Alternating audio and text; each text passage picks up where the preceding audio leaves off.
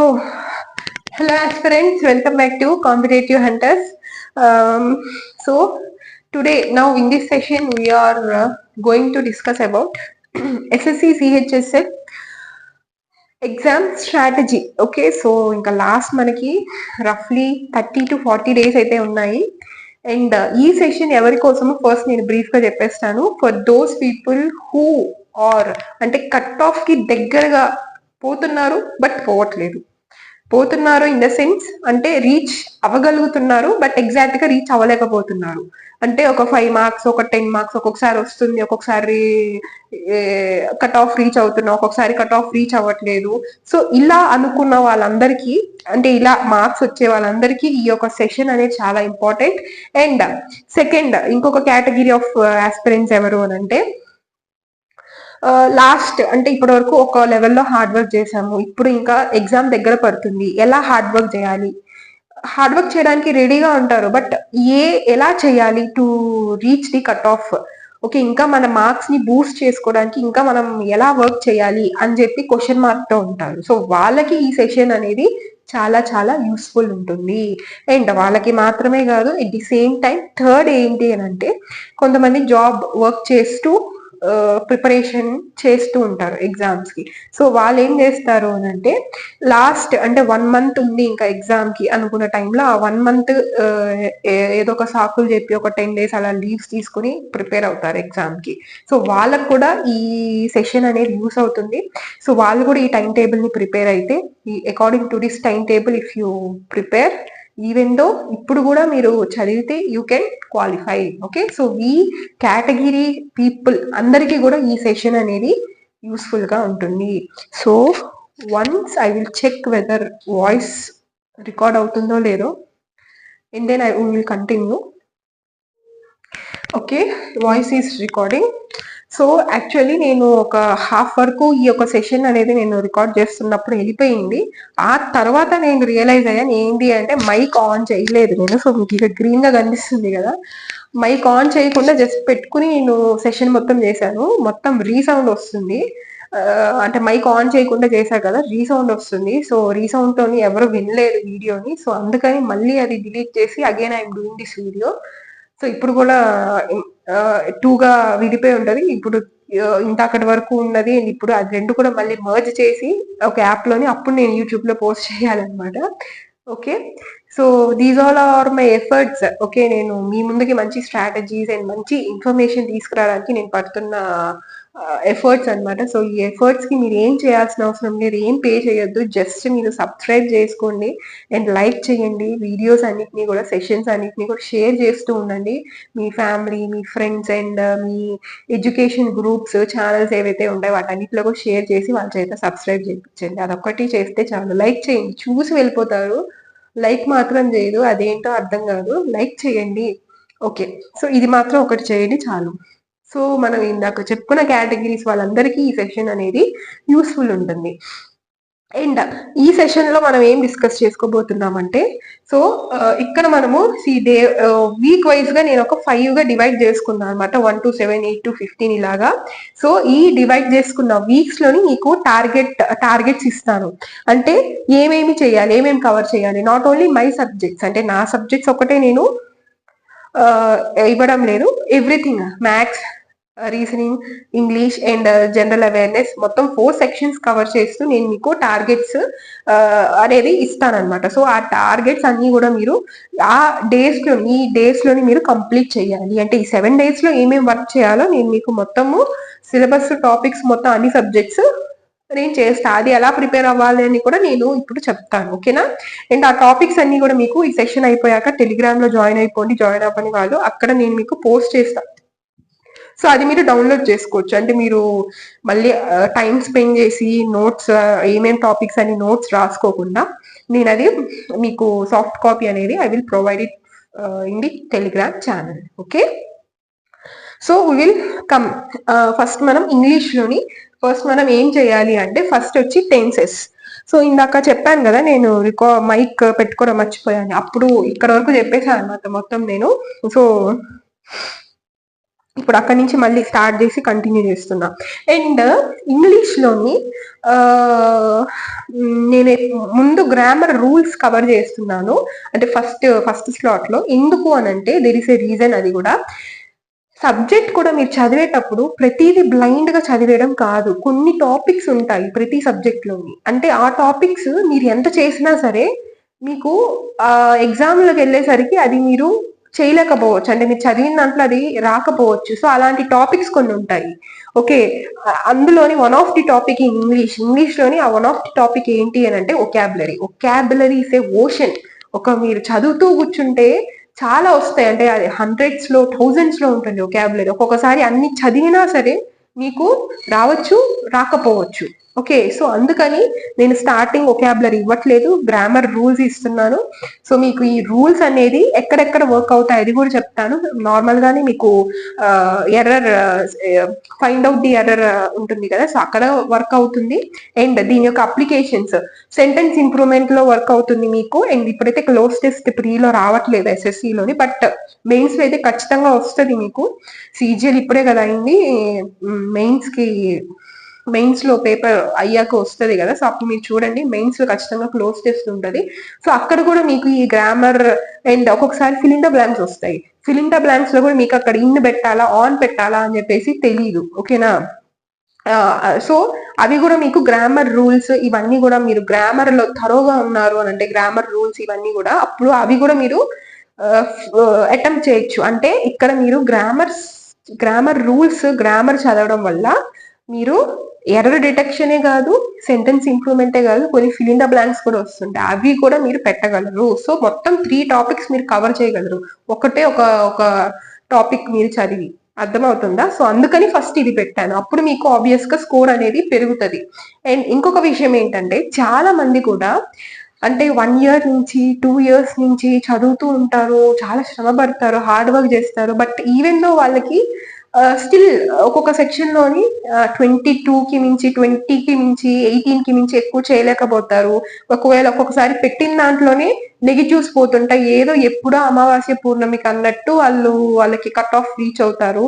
So వాళ్ళు ఏంటంటే అంటే కొన్ని పనులు అంటే కొన్ని ఎలా చదవాలి అంటే మీరు వచ్చుంటారు దగ్గర కట్ ఆఫ్ వరకు, బట్ ఇక్కడి నుంచి మీరు ఆ కట్ ఆఫ్ కి రీచ్ అవ్వడానికి కొంత మీ ప్రిపరేషన్ లో మీ స్ట్రాటజీలో కొంత చేంజ్ అనేది చేయాలి. సో ఆ చేంజ్ ఏంటి అనేది నేను ఇప్పుడు మీకు ఈ సెషన్ లో చెప్పబోతున్నా. ఆ చేంజ్ కనుక మీరు మీ ప్రిపరేషన్ లో చేశారు అని అంటే ఖచ్చితంగా nobody can stop you, okay, from qualifying the examination. Okay, so అది ఏంటనేది చెప్తాను. సో చెప్పినట్టు ఈ డే వైజ్ షెడ్యూల్ మీరు ప్రిపేర్ అయితే మనల్ని ఆపేదేలే, సో తగ్గేదేలే అని చెప్తా, అలాగ మనం ఆపేదేలే అన్నట్టు మీరు చెప్పుకోవచ్చు అనమాట. ఓకే, సో టెన్సెస్ అండ్ ఇంకొకటి వచ్చేసి subject verb agreement. Okay, subject verb agreement, this is very important. And ఇక్కడ చాలా మంది ఆస్పిరెంట్స్ కన్ఫ్యూజ్ అయ్యేది ఈ టాపిక్ లోనే, సబ్జెక్ట్ వర్బ్ అగ్రిమెంట్ లోనే. Okay, and next articles.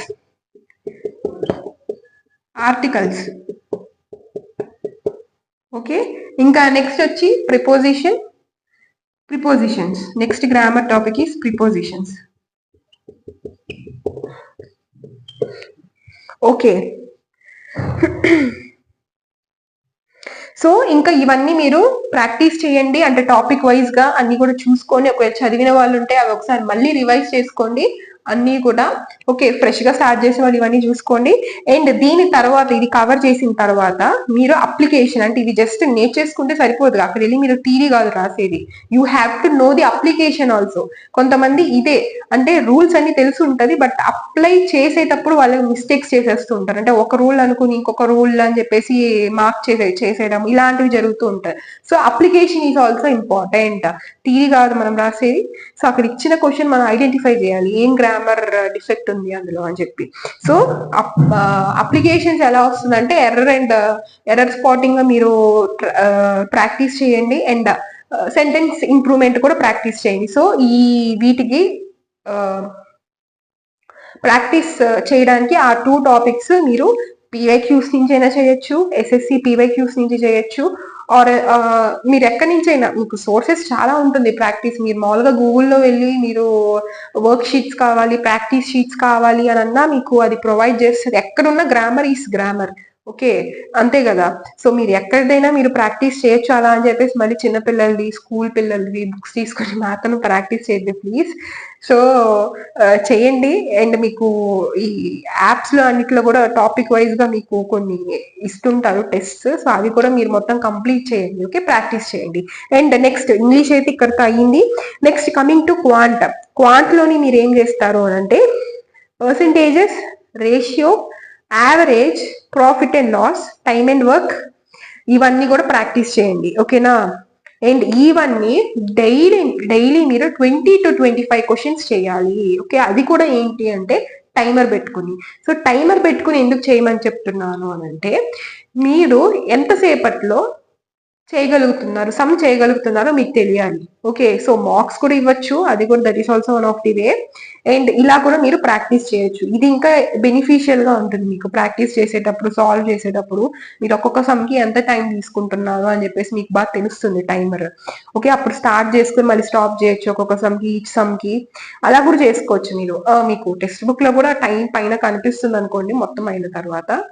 So timer use చేసి మీరు ఇవన్నీ సెషన్స్, ఈ ఇప్పుడు చెప్పిన టాపిక్స్ అన్ని కూడా ప్రాక్టీస్ చేయండి. ఓకే, అండ్ ఇంకొకటి ఏంటి అని అంటే next coming to general awareness. మీరు ఇండియన్ హిస్టరీ, పాలిటీ, జోగ్రఫీ మొత్తం కూడా బేసిక్స్.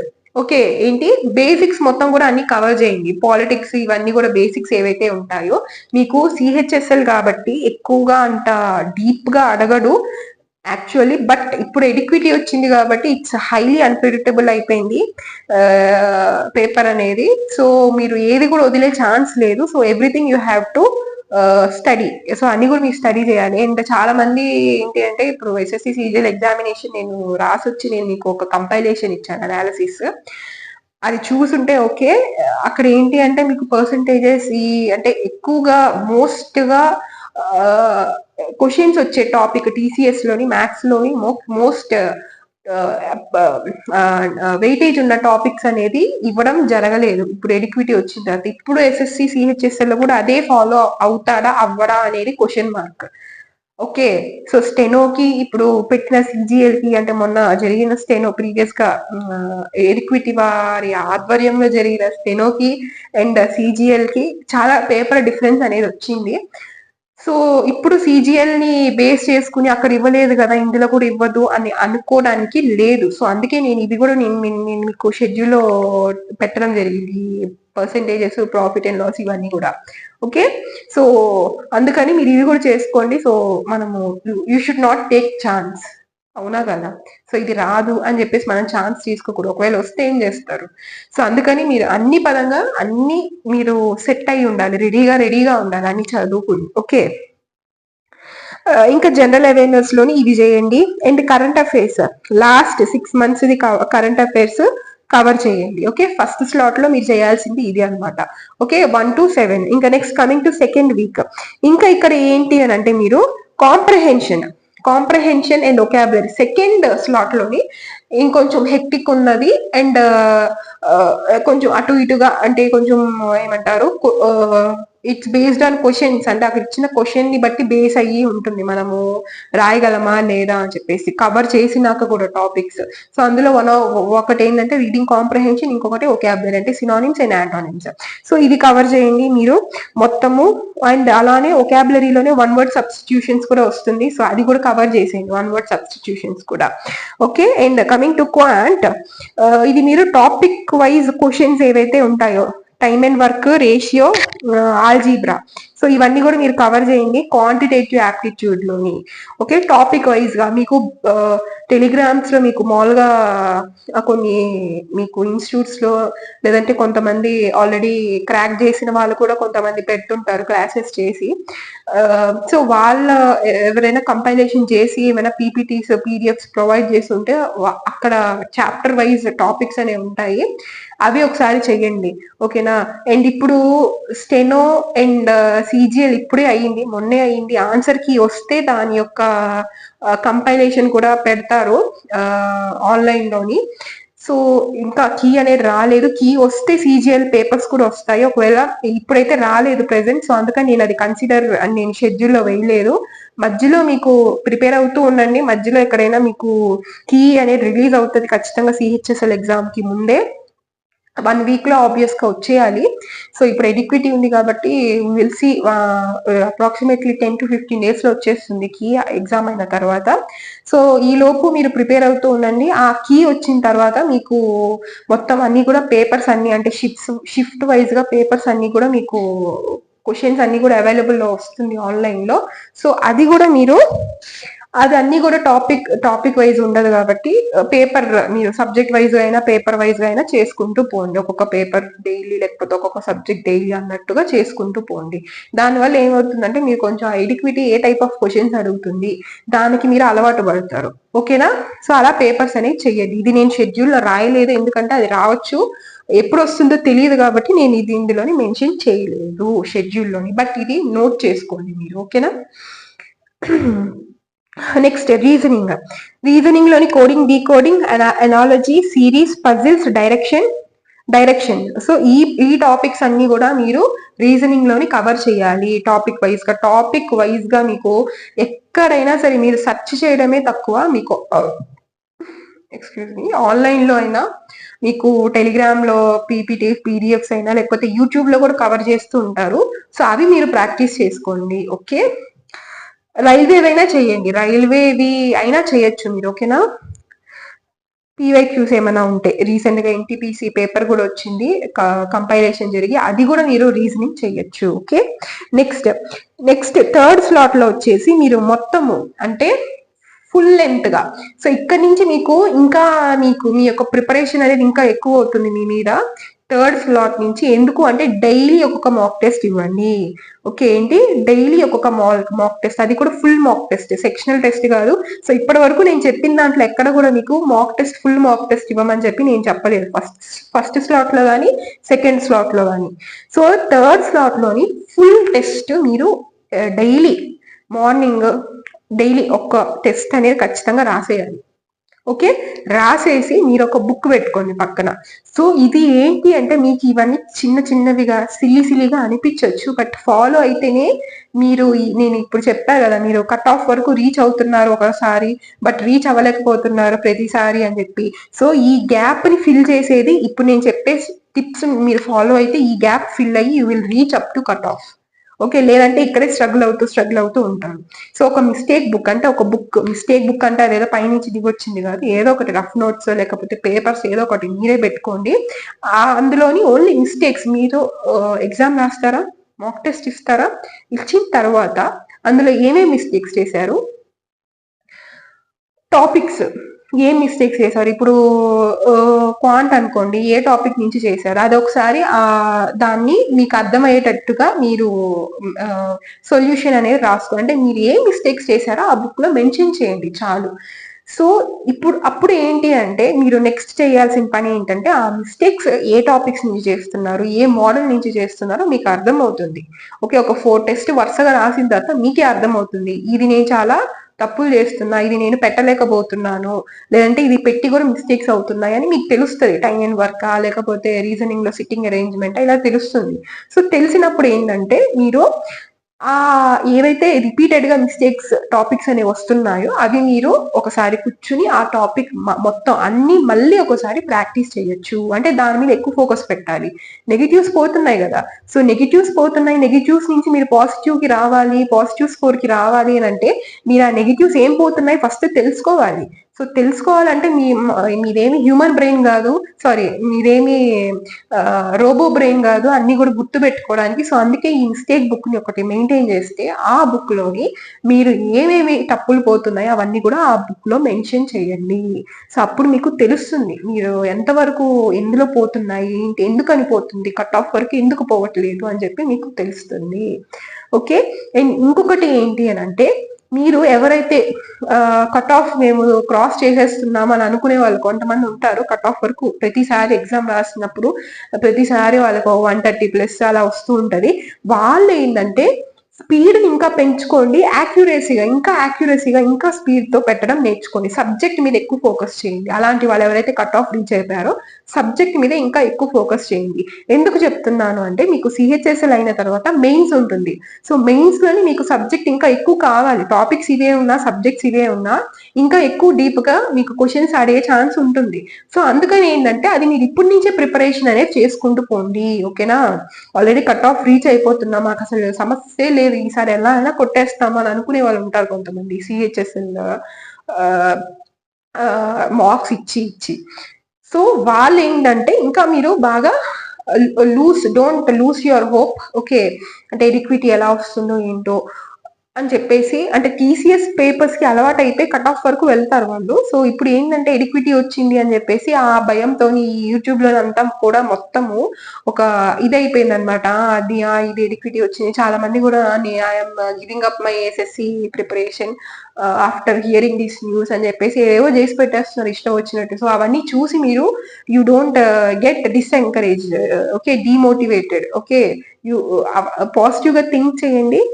సో మెయిన్స్ వరకు కూడా మీరు ఇప్పుడే మీకు కట్ ఆఫ్ మీరు ప్రతిసారి రీచ్ అయిపోతున్నా అనుకున్న వాళ్ళు ఎవరైతే ఉన్నారో కేటగిరీ వాళ్ళు మెయిన్స్ కి కూడా ఇప్పుడే ప్రిపేర్ అవ్వండి. అంటే ఇన్ ద సెన్స్ మెయిన్స్ కంటే మెయిన్స్ మాక్ టెస్ట్ ఇవ్వమని కాదు, కాన్సెప్ట్స్ ఏవైతే ఉంటే అవే ఇంకొంచెం డీప్ గా నేర్చుకోవడం స్టార్ట్ చేయండి.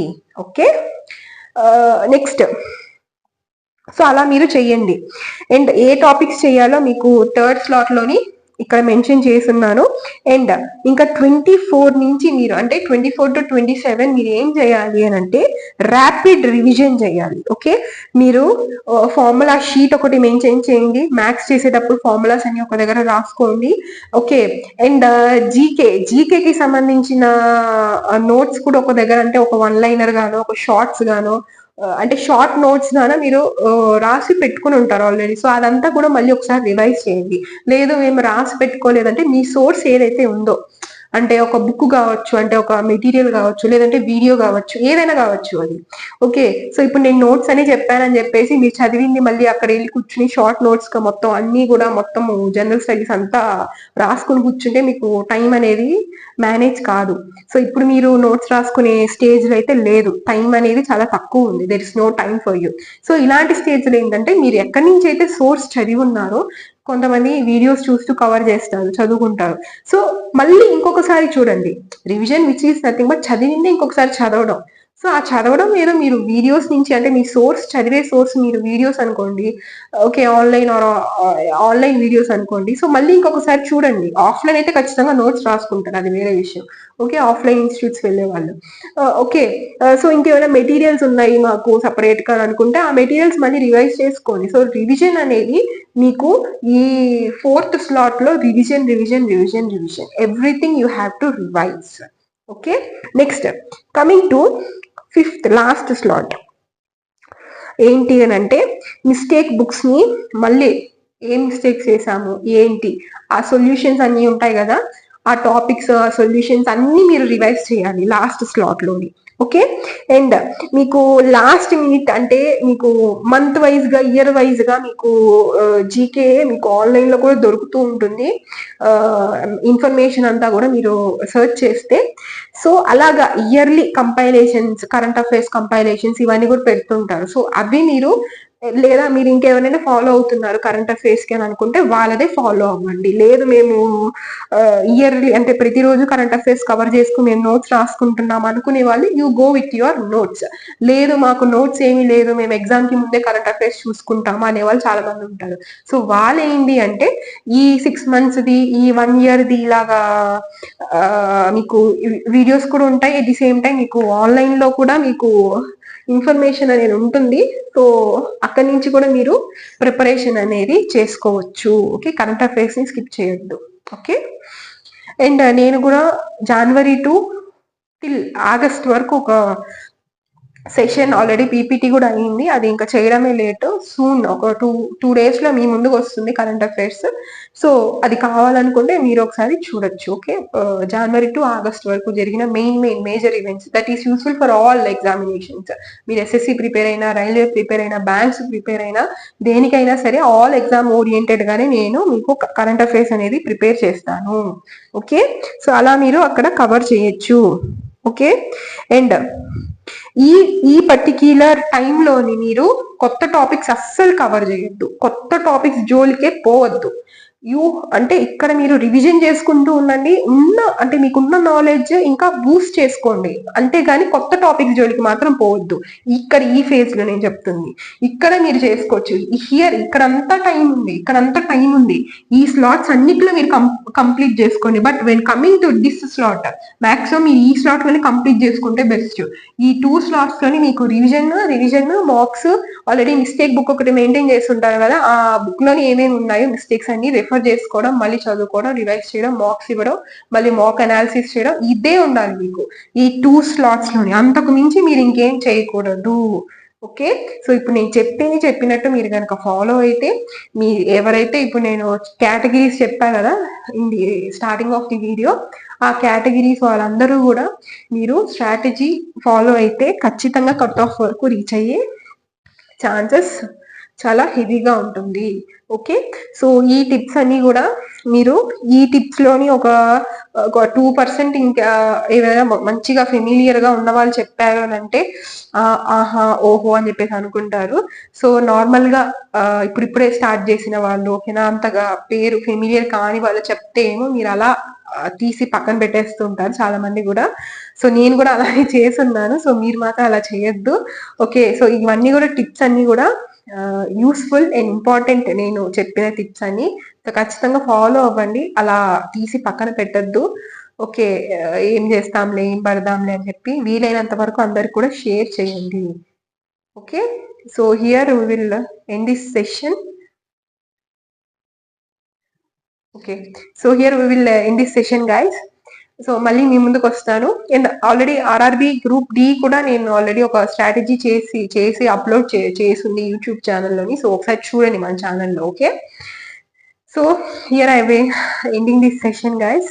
సో బాగా ఫుడ్ తినండి అండ్ బాగా చదవండి and all the best for your preparation. And ఈ వీడియో చూసిన వాళ్ళందరూ కూడా అందరికీ కూడా మంచిగా హార్డ్ వర్క్ చేయాలి అండ్ అందరికి కూడా కట్ ఆఫ్ క్లియర్ అవ్వాలి అని మనస్ఫూర్తిగా కోరుకుంటున్నాను. అండ్ మీరు కూడా అలానే కోరుకోండి. ఓకేనా?